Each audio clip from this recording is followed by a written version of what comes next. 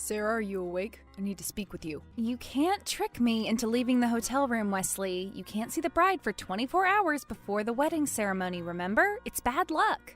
Sarah, I am being serious. This is urgent. Just tell me over the phone then.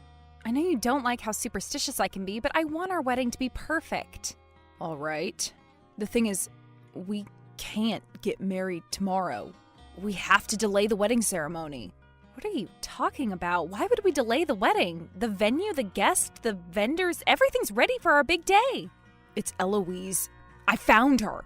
Or rather, she found me. Eloise, as in your missing ex-girlfriend, Eloise? The woman who disappeared from a cruise ship 5 years ago? But you said she fell overboard during the night. That's what I thought had happened.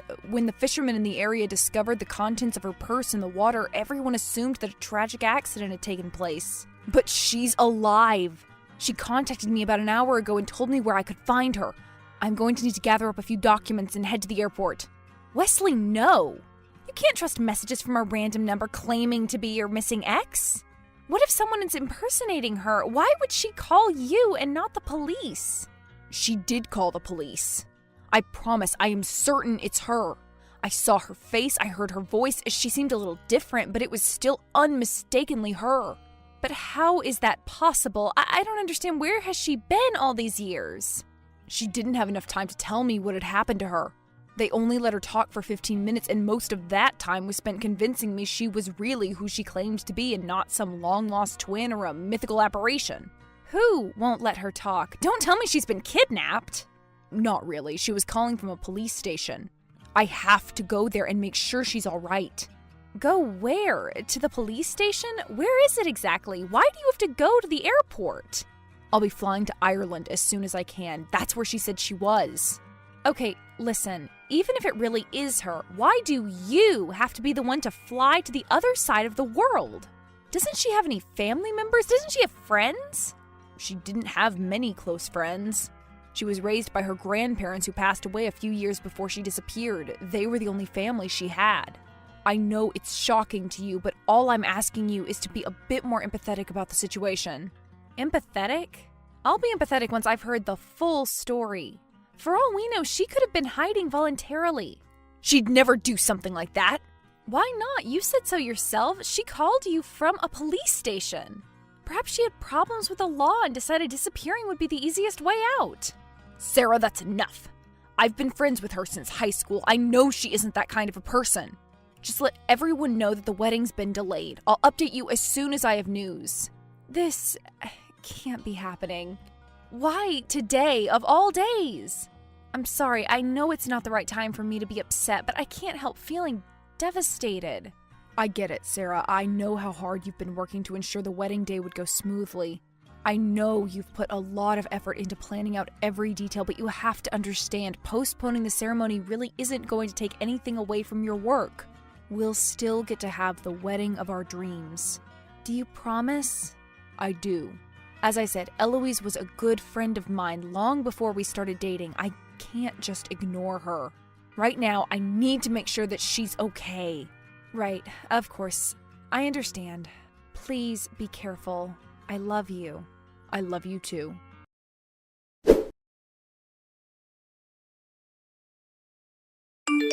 Did you get there safe? I was waiting for your call, but it never came. I did. The flight went well. Sorry, I was going to call you, but I was so exhausted I fell asleep as soon as I checked into the hotel room. You could have texted me, though. I was worried about you. I'm sorry. It's okay. Just don't do it again. Did you meet her?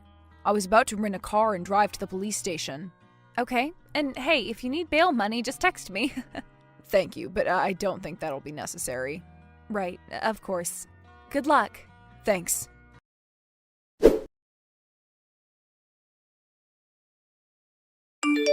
So, did you see her? Is she okay?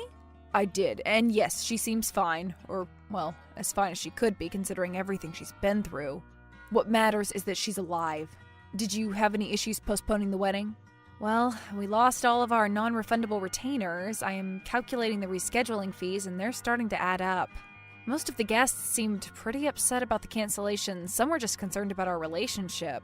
I haven't been able to reach a few vendors. It's complete chaos, but I am trying my best to handle everything without disclosing too much information. Thank you. I'm lucky to have you by my side. Sure, no problem. Do you know when you'll be coming back? I need to start planning ahead. I'll be staying here for a few more days, or I guess until she is ready to leave. And how long will that take? I'm not sure. A few days, a week, a month. Your guess is as good as mine. Seriously, a month? Perhaps even longer. I'll stay here for as long as it's necessary. Did she at least tell you where she's been all these years? Did you find out why she's been arrested? I did. It's a pretty long story. I can tell you later once I get back to the hotel. For now, I need to comfort her and help out with the paperwork. All right, but I'll be waiting for an explanation.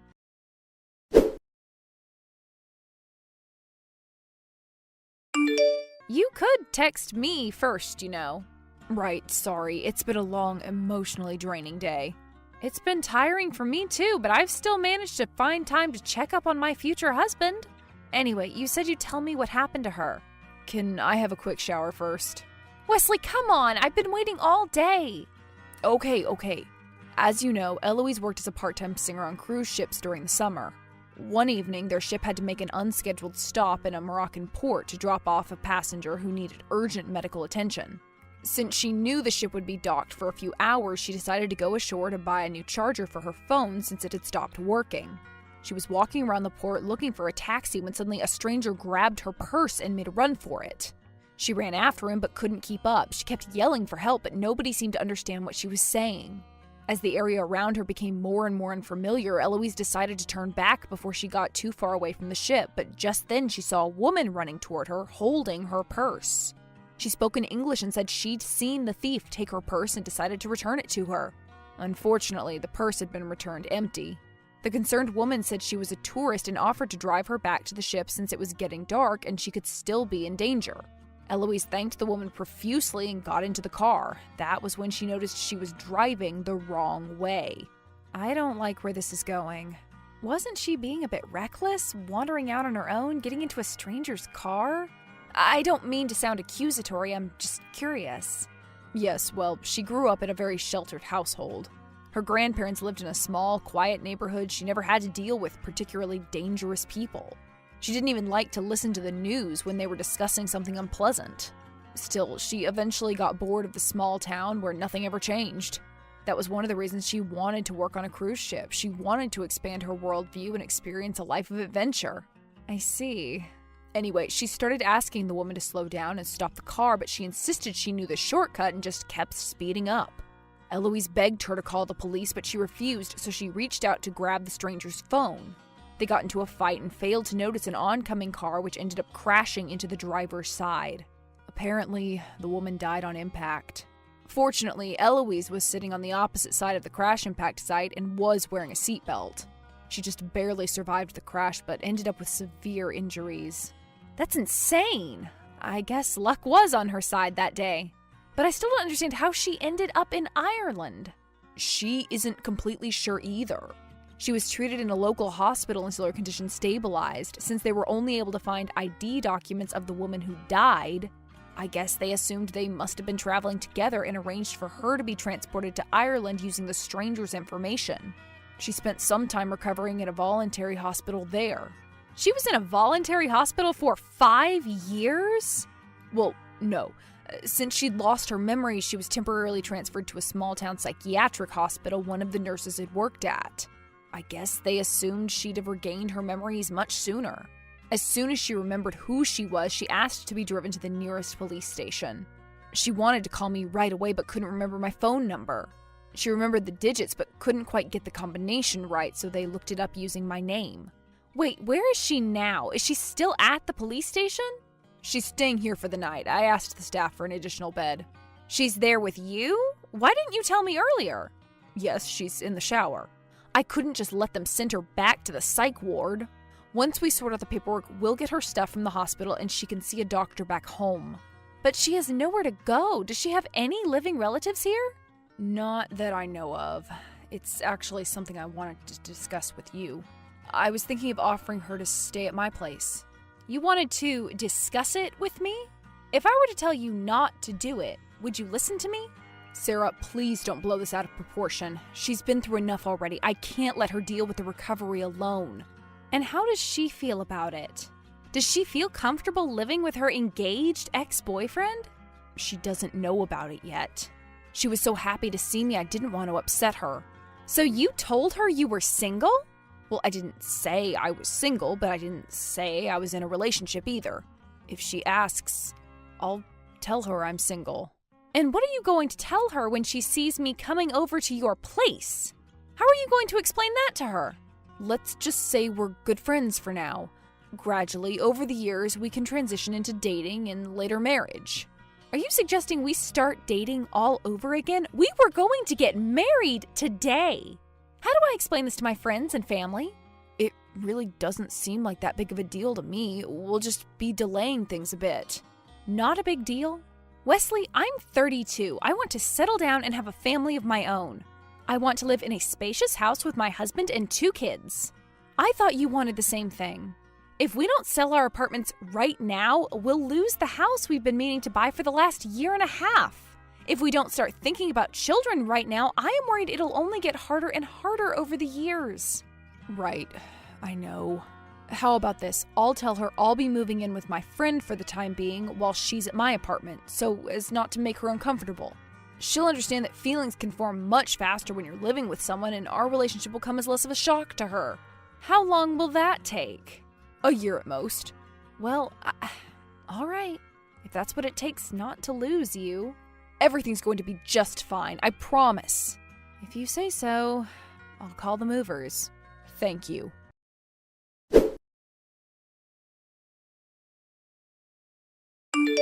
Wesley, where are you? We were supposed to visit my parents later today, remember? I'll be there in an hour. I'm sorry, I didn't warn you in advance. I got a call from the therapist who'll be aiding Eloise with social reintegration. She asked me to accompany her to the first visit since she's felt so anxious, and I couldn't turn her down. I thought the therapist's office was pretty close, definitely not an hour-long drive. Are you sure you're still there? Well, right now we're at a cemetery. Eloise wanted to visit her grandparents' grave. I'll drop her off back at the apartment and be home in an hour. Right. Just try not to be late. I promise we'll make it to their house on time.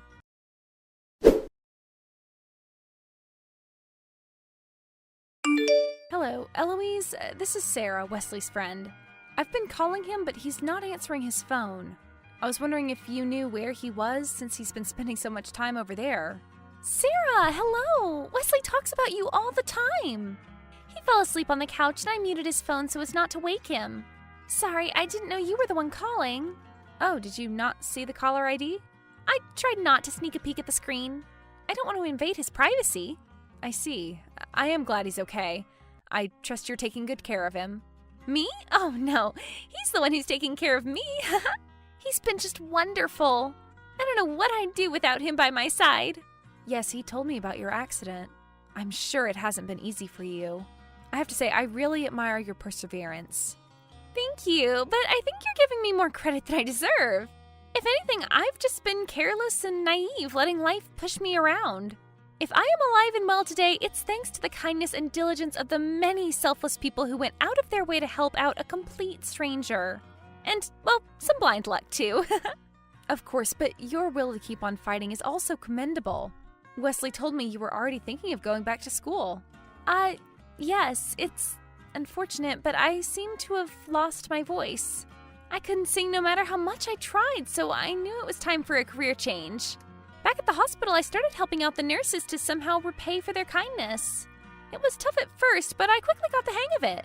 I know changing your career path in your 30s can be really challenging, but I'm really eager to pursue a degree in nursing. I am happy to hear that you didn't have any issues with the nurses.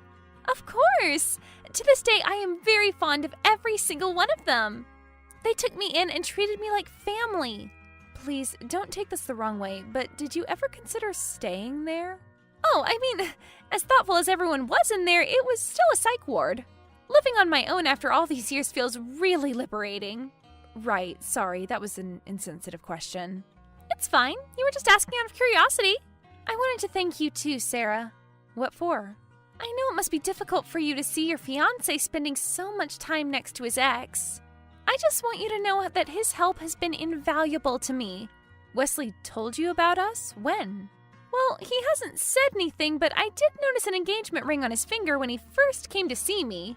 He moved in with you and always spoke with you when he came over. I just put two and two together. I guess my assumption was right.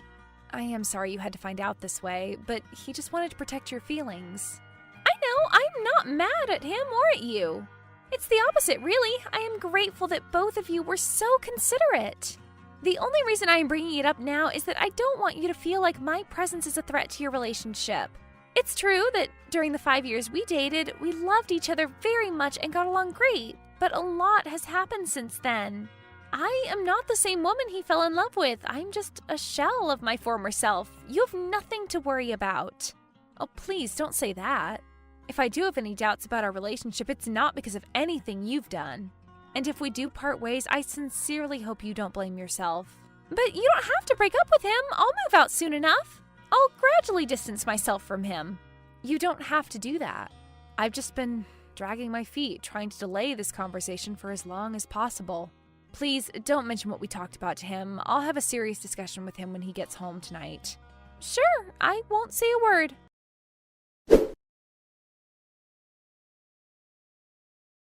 That night, we had a long discussion about our future moving forward. Just as I'd suspected, Wesley was no longer sure he was ready to marry me. He admitted he felt confused about his feelings for me and wanted to take a break to rethink everything. It was painful for both of us, but we realized that our goals no longer seemed to align and we'd been plagued by fears and doubts for too long. We agreed to go our separate ways. It's been 4 years since we split. Yesterday, I got married to a man who shared many of my views on life. He's a widower and a single father to his 6-year-old daughter. This time, I made sure to check the death certificate twice. We'll be moving into our new house in a few days. As for Eloise and Wesley, I have no idea what their relationship status may be, but I know they're still living together. She completed an accelerated nursing program, passed the exam, and got her license. The last I heard of her, she was working in the mental health field. I guess life really is full of surprises. I was so blinded by my jealousy that I wasn't able to see how incredible Eloise's reappearance had been. He must have been absolutely overjoyed to see her alive. And there I was, wishing it had been a cruel prank call.